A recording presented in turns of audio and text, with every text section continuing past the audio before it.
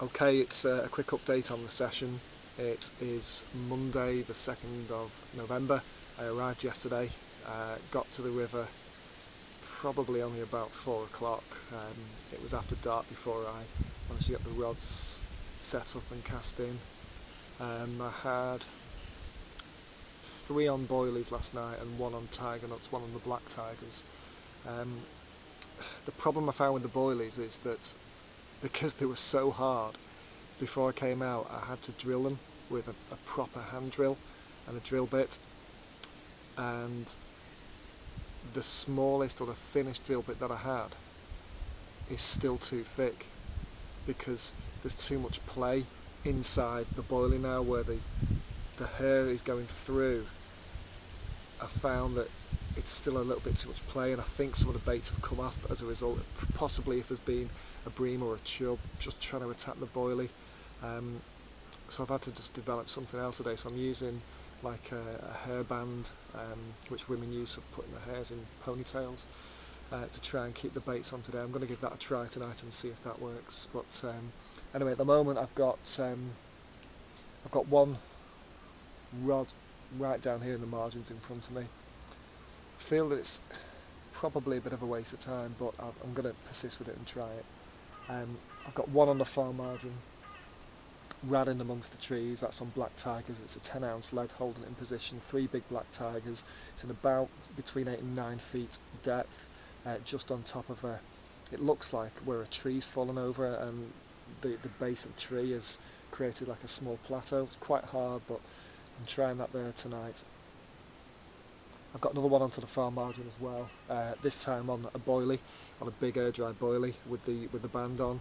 About 1 kilo of freebies round it. I think the CC more boilies this time that we're using. And again, I'm quite close into the bank over there, ran amongst the trees. I'm using drop-off lead, so as soon as I get a take, if I get a take, then the lead should come off. I'm using the leads fixed using the Fox safety bead system with the little addition with the plug that goes in to ensure that the lead comes off every time.